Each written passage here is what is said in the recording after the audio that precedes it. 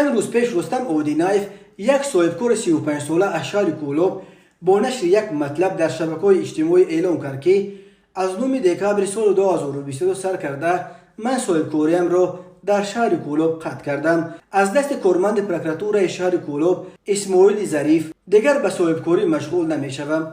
رستم اودینایف امین طور با ارسال یک نامه به پرزیدنت تاجیکستان امامعلی رحمان از بگدادگری کارمندان مقامات شهر کولوب به ویژه امین کارمند پروکراتور اسماعیل ظریف نسبت به صاحبکاران محلی شکایت کرده نوشته است. اسماعیل ظریف از روی خصومت او را برای چندین محصولات مولت استفادهش گذشته به مبلغ 6000 سومانی جریمه بسته و او مجبور شد که از بانک قرض گرفته این جریمه را پرداخت کند.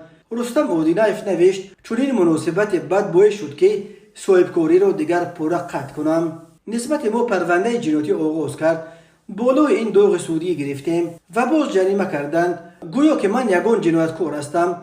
من در یک سال به دولت تا 13000 سومانی به فایده دولت پرداخت میکردم، اما من صاحبکاریم را قطع کردم از دست چنین کارمند که به ما ضرر رسانید. تنها به من نه به دولت هم ضرر خود را رسانید. اگر چنین کار را دوام کردن گیرد ضربه سخت به اقتصادیات دولت می باشد.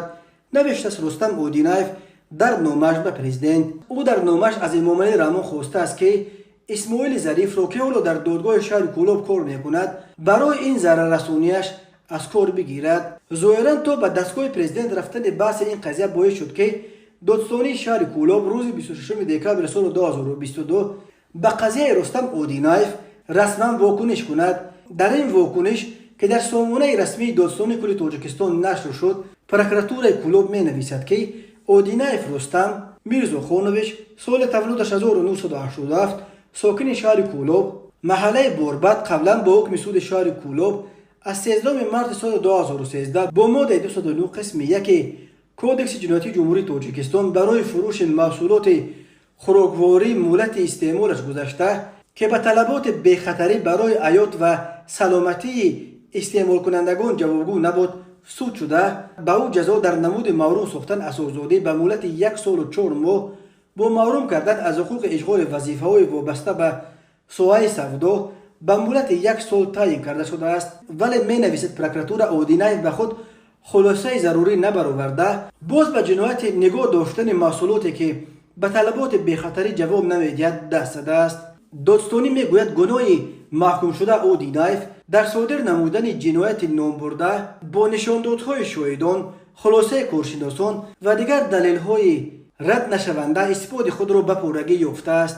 ولی رستم اودینایف میگوید کارمند پروکراتور کولوب تنها برای نتیجه نسبت به وی پرونده کرد. او میگوید محصولاتی که پروکورور اسماعیل ظریف گویا یافت و سند کرد در اصل چندین پیچین و وفلی بود که برای برگردانیدن جدا کرده شده بود و در سودا نبود. رستم اودینایف میگوید چنین برخورد نسبت به صاحبکاران برای چندین پیچین و وفلی اهل تجارت را رو افتاده و دل سرد میکند و او همانقدر دل شکسته شده است که در مغازه‌اش را بست و از ادامه صاحبکاری دست کشید. فقط همین یک کارگر پروکراتور کولوب به من بیش از 7000 سومانی ضرر رسانید. برای خراجات‌های دیگر در عموم قریب 15000 سومانی ضرر کشیدم و قرضدار شدم. حالا دیگر بیکارم و نمیدونم که چی کار کنم و پول جریمه رو از کجا بسپارم و اویلم رو از کجا تامین کنم، گفت او. کارشناسان میگویند بجز از محصولات زود و ایرادشونده برای باقی محصولات مولت استفاده که در قوطیش نشان داده می شود در اصل تنها مولت تفسیه استفاده این محصولات را در نظر دارد و گذاشتن این مولت تفسیه به آن معنی است که آن محصولات کاملا غیر قابل استعمال یا غیر قابل استفاده شده باشد.